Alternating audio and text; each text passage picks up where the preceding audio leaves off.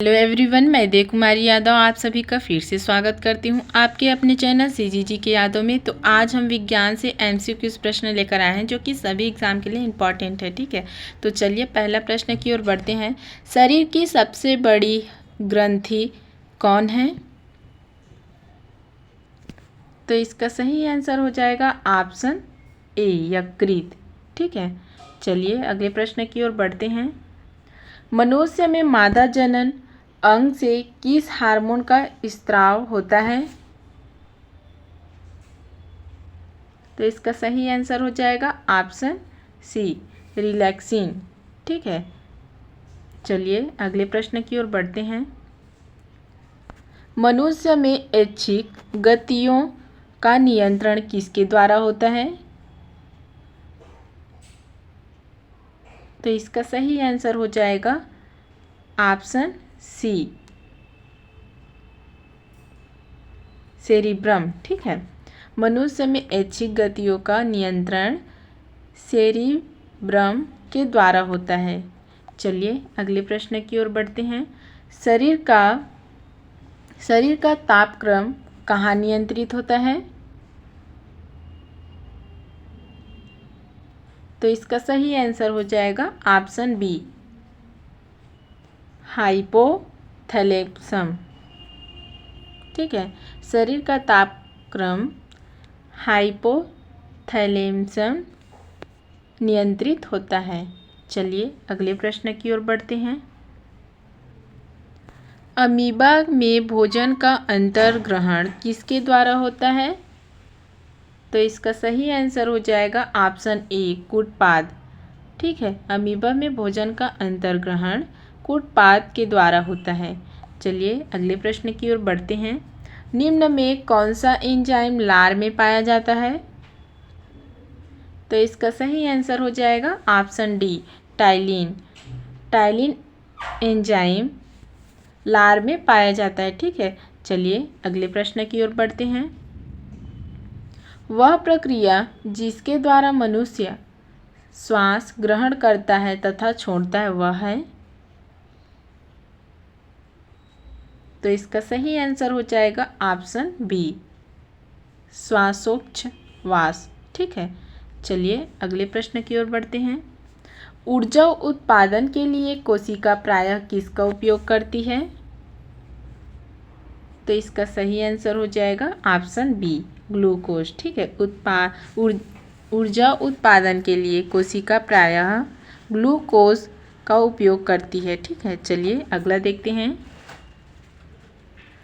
किस अभिक्रिया द्वारा पौधों में ऑक्सीजन बाहरी वातावरण से कोशिकाओं में पहुंचता है? तो इसका सही आंसर हो जाएगा ऑप्शन ए, विसरण। ठीक है, चलिए अगले प्रश्न की ओर बढ़ते हैं। श्वसन की अभिक्रिया में खाद्य पदार्थों की परिगति क्या होती है? तो इसका सही आंसर हो जाएगा ऑप्शन डी, विघटन। ठीक है,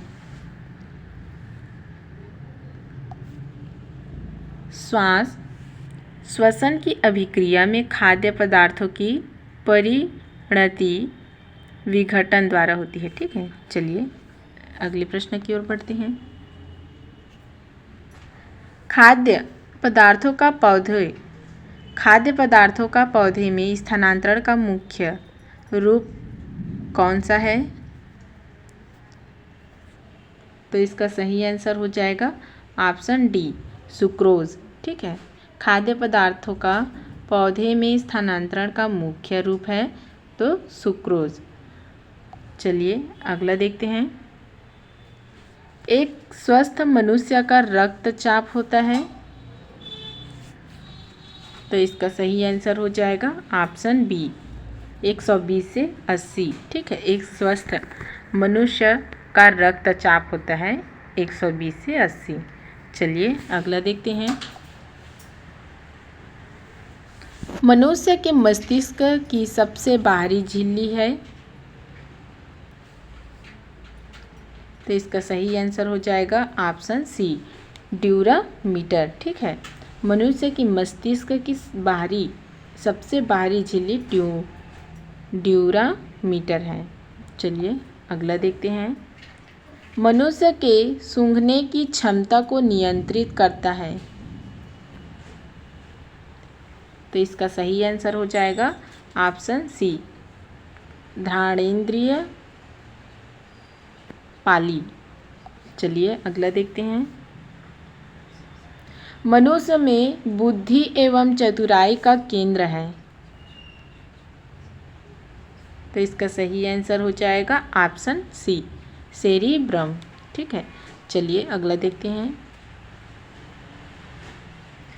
हार्मोन शब्द का नामकरण किसने किया था? तो इसका सही आंसर हो जाएगा ऑप्शन सी, ठीक है, बेलिस एवं स्टार्लिंग। चलिए अगला देखते हैं। पृथक्करण का नियम किसने दिया था? तो इसका सही आंसर हो जाएगा ऑप्शन ए, मेंडल। ठीक है, पृथक्करण का नियम मेंडल ने दिया था। चलिए अगला देखते हैं। जीव विज्ञान शब्द का प्रयोग सर्वप्रथम किसने किया? तो इसका सही आंसर हो जाएगा ऑप्शन ए, लैमार्क तथा ट्रेविरेनस ने। ठीक है, चलिए अगले प्रश्न की ओर बढ़ते हैं। जीव विज्ञान के जनक के नाम से जाने जाते हैं। तो जिसको भी मालूम होगा कमेंट बॉक्स में लिखकर बताइएगा कि जीव विज्ञान की जनक के नाम हैं। तो इसका सही आंसर हो जाएगा ऑप्शन सी, अरस्तु। ठीक है, चलिए अगला देखते हैं। वनस्पति विज्ञान के जनक नाम से जाने जाते हैं। तो इसका सही आंसर हो जाएगा ऑप्शन ए, थियोफ्रेस्टस वनस्पति विज्ञान के जनक माने जाते हैं। ठीक है, चलिए अगला देखते हैं। बॉटनी शब्द की उत्पत्ति किस भाषा से शब्द से हुई है? तो इसका सही आंसर हो जाएगा ऑप्शन सी, ग्रीक भाषा थी। ठीक है, चलिए नेक्स्ट क्वेश्चन की ओर बढ़ते हैं। फाइकोलॉजी में किसका अध्ययन किया जाता है? तो इसका सही आंसर हो जाएगा ऑप्शन बी, शैवाल। फाइकोलॉजी में शैवाल का अध्ययन किया जाता है। ठीक है, चलिए अगला देखते हैं। पर्यावरण का अध्ययन जीव विज्ञान की किस शाखा के अंतर्गत किया जाता है? तो इसका सही आंसर हो जाएगा ऑप्शन डी, पारिस्थितिकी से। ठीक है, पर्यावरण का अध्ययन जीव विज्ञान की शाखा के अंतर्गत किया जाता है। चलिए अगले प्रश्न की ओर बढ़ते हैं। एंड्रोलॉजी का संबंध है। तो इसका सही आंसर हो जाएगा ऑप्शन डी, झाड़ियों के अध्ययन से। डेड्रोलॉजी है, ठीक है, का संबंध है झाड़ियों के अध्ययन से। चलिए अगले प्रश्न की ओर बढ़ते हैं। पुष्पों का अध्ययन कहलाता है। तो पुष्पों का अध्ययन क्या कहलाता है भाई? तो इसका सही आंसर हो जाएगा ऑप्शन बी, एंथोलॉजी। ठीक है, पुष्पों का अध्ययन एंथोलॉजी कहलाता है। चलिए अगला देखते हैं। वनस्पति संवर्धन से संबंधित विज्ञान की शाखा को कहते हैं। तो क्या कहते हैं भाई? तो इसका सही आंसर हो जाएगा ऑप्शन बी, हार्टिकल्चर। ठीक है, वनस्पति संवर्धन से संबंधित विज्ञान की शाखा को हार्टिकल्चर कहा जाता है। चलिए अगले प्रश्न की ओर बढ़ते हैं। स्पर्मोलॉजी में किसका अध्ययन किया जाता है? तो इसका सही आंसर हो जाएगा ऑप्शन बी, बीज। स्पर्मोलॉजी का अध्ययन बीज के अध्ययन से किया जाता है। चलिए अगले प्रश्न की ओर बढ़ते हैं। एग्रेस्टोलॉजी में किसका अध्ययन किया जाता है? तो इसका सही आंसर हो जाएगा ऑप्शन ए, घासों का। ठीक है, चलिए अगले प्रश्न की ओर बढ़ते हैं। पीडोलॉजी में किसका अध्ययन किया जाता है? तो इसका सही आंसर हो जाएगा ऑप्शन ए, भूमि का पौधों को। ठीक है, भूमि का अध्ययन किया जाता है। चलिए अगले प्रश्न की ओर बढ़ते हैं। नाम देने वाले विज्ञान कहलाता है, तो नाम देने वाले विज्ञान क्या कहलाता है भाई? तो इसका सही आंसर हो जाएगा ऑप्शन बी, वर्गीकी। ठीक है, वर्गीकी कहलाता है। चलिए अगले प्रश्न की ओर बढ़ते हैं। बरगद के पेड़ के तने से लटकने वाली मोटी जड़ें कहलाती है, तो इसका सही आंसर हो जाएगा ऑप्शन सी, स्तंभ मूल। ठीक है, बरगद के पेड़ के तने से लटकने वाली मोटी जड़ें स्तंभ मूल कहलाती हैं। चलिए अगले प्रश्न की ओर बढ़ते हैं। पेड़ में निम्नलिखित में से कौन सा हमेशा रहता है? तो इसका सही आंसर हो जाएगा ऑप्शन बी, जड़। ठीक है, पेड़ में जड़ हमेशा रहता है। कोई भी पेड़ हो भाई, जड़ तो हमेशा ही रहेगा ना।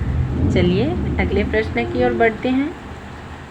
आलू का खाने योग्य भाग होता है, तो इसका सही आंसर हो जाएगा ऑप्शन सी, तना। ठीक है, आलू का खाने योग्य भाग होता है तो तना। चलिए अगले प्रश्न की ओर बढ़ते हैं। नागफनी में प्रकाश संश्लेषी कार्य होता है, तो इसका सही आंसर हो जाएगा ऑप्शन बी, पर्णकाय स्तंभ द्वारा। ठीक है, नागफनी में प्रकाश संश्लेषी कार्य होता है। चलिए अगले प्रश्न की ओर बढ़ते हैं। निम्नलिखित में कौन एक तना है?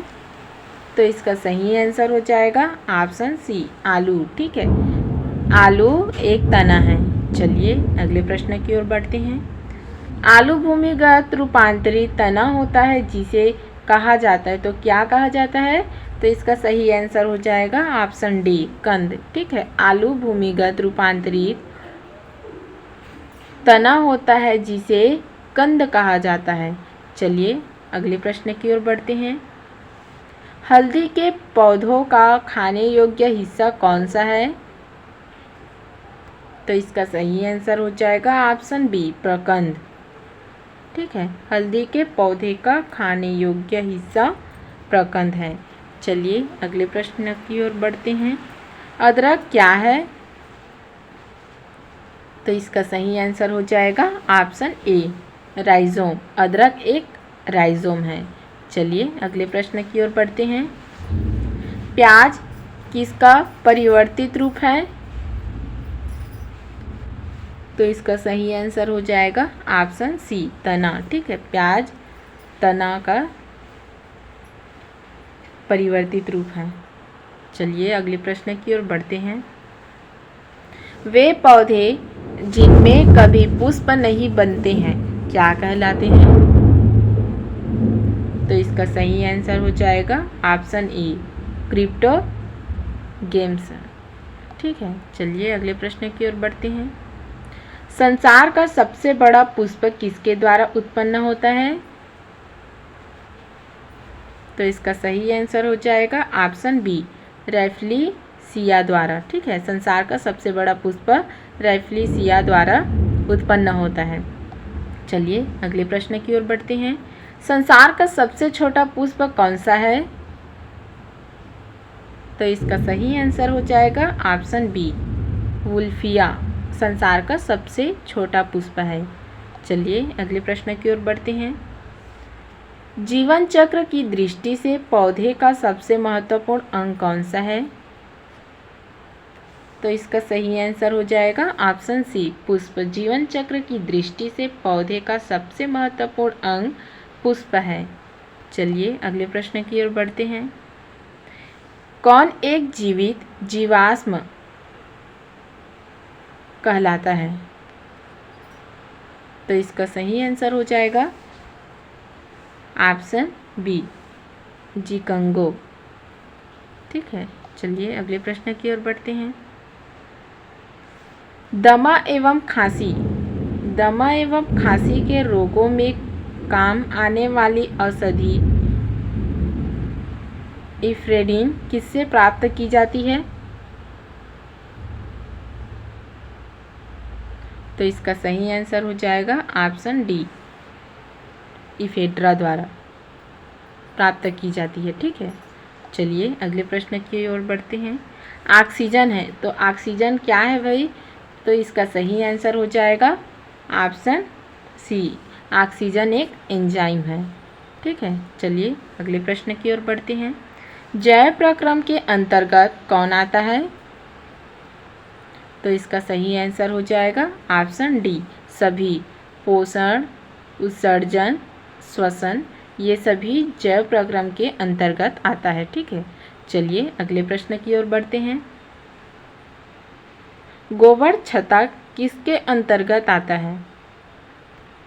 तो इसका सही आंसर हो जाएगा ऑप्शन ए, मृत जीवी, ठीक है, के अंतर्गत आता है। चलिए आगे बढ़ते हैं।